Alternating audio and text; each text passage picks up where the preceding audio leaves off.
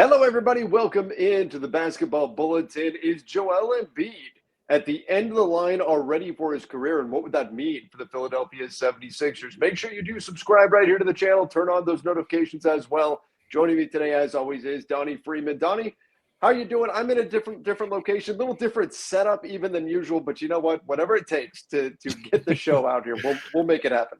Absolutely, guys. Just so you know how dedicated Trevor is, he is just jumping through hoops trying to figure out how to get done. We've been troubleshooting. We found something that works, but hopefully it continues to work. But he's been working at it all this whole time. So, that being said, let's move into some of the Joel Embiid stuff. So Keith Pompey put out that he is wondering excuse me. He's wondering if the end may be near for Joel Embiid. We're going to watch this video and then go off of that.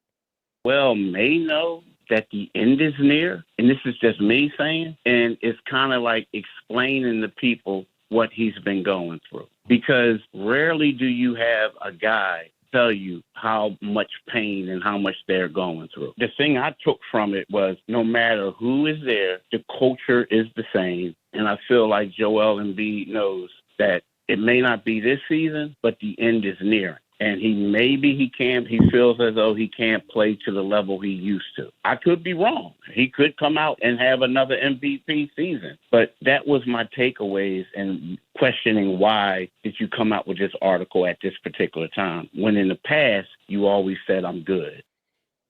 So that was in relation to the article that came out about a week ago that detailed a lot of behind-the-scenes stuff with Embiid. We didn't actually really get the chance to cover it all too much, but one of the main undertones of that was like Embiid talking about the way that his injuries have potentially not been handled correctly with the Sixers and all of that type of stuff, which is pretty unfortunate, of course. But, with Embiid, we have a guy that's missed a lot of time, and I think it is fair to question whether or not the end may potentially be near for Embiid because he's just missed so much time. He's already 31 years old, but with the amount of injuries he's accumulated up to this point, he may be 31 going on 41. That's just to say something, But what do you think, Trevor? Do you think that we're starting to hit that slope down for Embiid?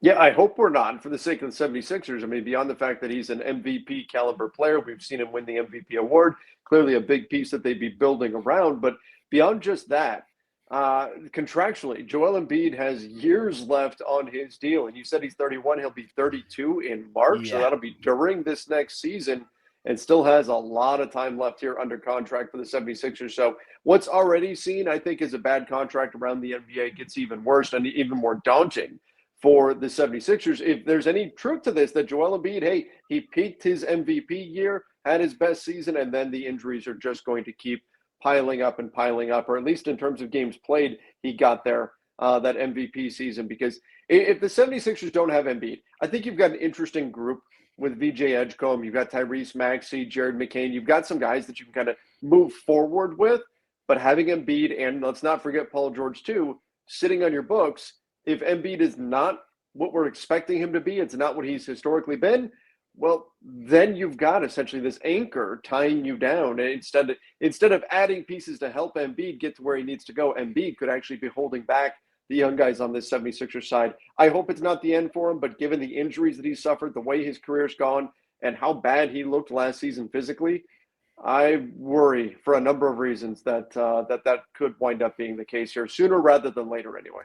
Yeah, and the thing with Embiid, you hit on it recently, but the contract, he's got 55, 57, 62, and a $67 million player option in 28-29. There's a legitimate chance that we're looking at this, and PG as well.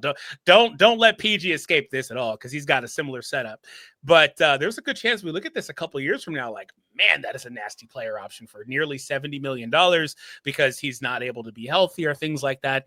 I think for Embiid and for the Sixers, the time is right now. They may have legitimately like a 1-year window.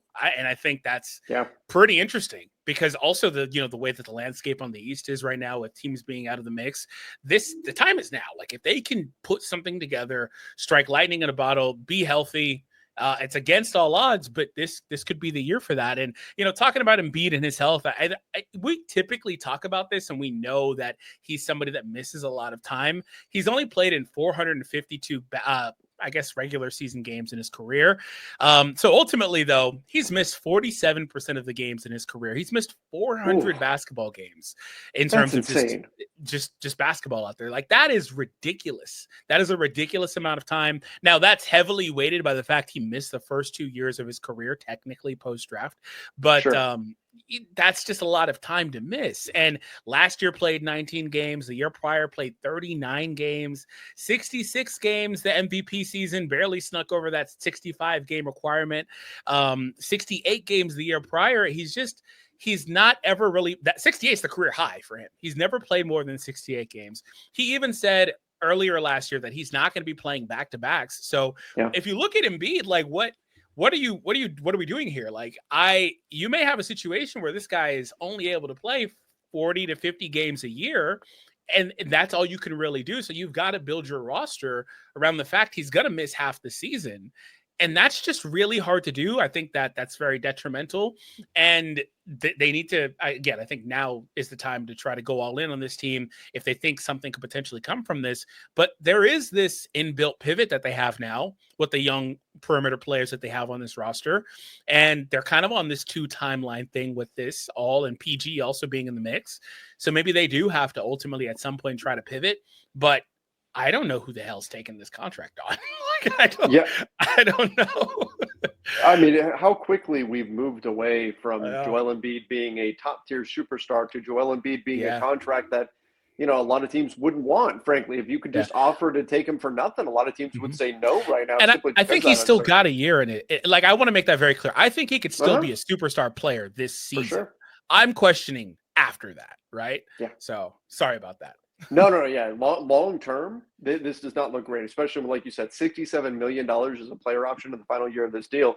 That could look really, really bad if he continues on this downward trend. That said, for the 76ers, I think you're absolutely right as far as the East being wide open. It 100% is. It is wide open. We're already seeing teams going for it, trying to take advantage. The Atlanta Hawks, the Orlando Magic being a few of the Pistons, right? These teams are thinking this is our year to make a leap. And I think that the 76ers, despite how devastated they were last season by injury, they could be a team that's in that mix as well. But here's the key, is that if Joel Embiid is simply not going to play that many games, that's okay. I think we can accept that he's not going to play that many games. But if that's the case, you need the other guys to get you in the mix. You need Andre Drummond as your backup 5 to be good enough. You need Adem Bona. You need some of these other guys to be enough to get you into the mix and get into the postseason, and hope that if Joel Embiid's only going to, maybe he only plays 50 games this year, let's say.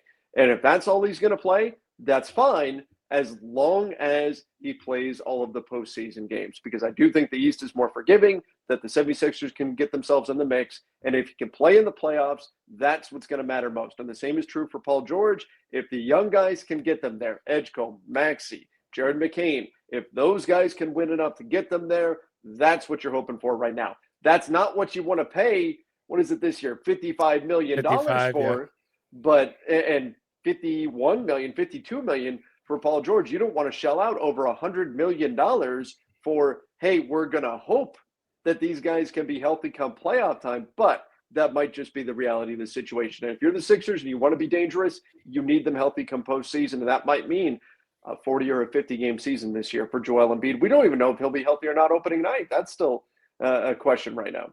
Yeah, absolutely. And I think that also introduces its own host of issues. And again, a lot of the same commentary applies to PG, obviously, but having a situation where somebody is in and out of the lineup so frequently like that, I think it makes it hard to establish chemistry, know how you're going to play on a given night, because you may play one way and then Embiid plays the next game and his usage is so high that your entire system is going to, flip on its head. And that could be detrimental. I do wonder about that, but he was absolutely worth the money at the time. I mean, unless you wanted to, spotlight the injury issues at that point, then otherwise, sure. Production wise, when he's out there, he's worth the money. I don't really question that, but I do wonder if, like Keith Pompey was saying, there's not a very long runway here with Embiid because of the injuries. I made that joke in the beginning, but I think it's legitimately true. Like, people talk about injury prone players, this and that, but I think Embiid is probably the poster for that. Like, he is somebody that literally missed 2 entire seasons because of an injury. So that's very detrimental, and he's not been able to get fully healthy. And so for the Sixers, I think, like I said, I think they need to try something this year because I can't really see it beyond this year. But really, if we're being completely honest, they do have more than a 1-year window. It just, I think, is less clear if they're able to do it in the following seasons where other teams would be back in the mix, things like that. And then you're putting another year or two on Embiid and PG, who like I said, I don't know if PG is going to be better than he is now. I would expect PG to have a bounce back season from last year, but I don't know how much better he's going to get than what he did last year. So, but you're also going to be hoping for improvements for like some of your other guys, like Maxey and Edgecombe getting better and all that. But it's a fair point that this may be their best chance because you have a combination of a few things. And yes, Edgecombe is going to get better, right? You would expect that's what rookies do. If we talk 3 years from now, should Edgecombe be better than he is now? Of course. Same thing with Maxey, who's still a young player. Same thing with Jared McCain, who they lost due to injury last year. But can they keep Grimes, maybe? Time. Yeah, can they keep Grimes? Can they keep him long term? Is that something they're going to look to do? I do think they can keep him this year, but beyond that, beyond a couple of year deal, we'll see what they want to do there. But this is a 76ers team this season that can make some noise. But you need healthy Joel Embiid, you need healthy Paul George. Well, as we project forward with Maxey, with Edgecombe, with all these other guys, we expect them to get better year by year. We have realistically, and this is sad, Donnie, honestly, it pains me to say this, we've probably seen the best of Joel Embiid already. We will not, year by year, we are not going to see a better version of Joel Embiid. It's probably, even though he's 31, which isn't that old, but he's 31 going on 52, right? I mean, that's just what he is. Damn, Trevor, why you got to make it worse than it was? It's true, though. It's true. You watch him play out there. He's not that mobile. He can't even move out there, man. No. Like, he looks like he can't even. In the Olympics, he looked like he couldn't move either, for the record. Yeah, and credit to him for gutting it out. You know, he gave Team USA something there. But it's the kind of thing where right now you've got a combination of young players. You've got probably the best Joel Embiid that we're going to see as a Sixer. The best version of him is probably going to be right now this season because it's probably not going to be better when he's 32, when he's 33, 34, and Paul George is 35. This is probably that window. And so when you add in the Boston is kind of out for this season, but then they'll be back the next year due to Jason Tatum's Achilles injury. This is the chance right now in the East for them to make that move. Can Joel Embiid stay healthy enough? Can the young guys rise up enough and provide enough, even though they are lacking in experience? That's the big question mark. If I had to bet, I would bet against the Sixers right now just because you're asking a lot. You're asking the young guys to step up and fill a big role. You're asking the older guys to find the fountain of youth somehow. That's a lot of things that you need to line up. I don't think a playoff run is improbable for them. I think they certainly can do that and make the postseason, but actually getting to the point where they're clicking and they go all the way, it's tough to imagine with this group. And like I said, Joel Embiid, we've probably seen his best basketball. It's already behind him. And that's crazy because it doesn't feel like he's even been in the NBA all that long due to the injuries that he suffered. Yeah, absolutely. I agree with you. But let us know what you guys think on all of that. Is it approaching the end for Embiid? How long do you think that the Sixers have with this core being a championship contending team, if we want to call them that, of course? Let me know all your thoughts in the comments. Make sure you hit that thumbs up and subscribe, and we'll see you all later.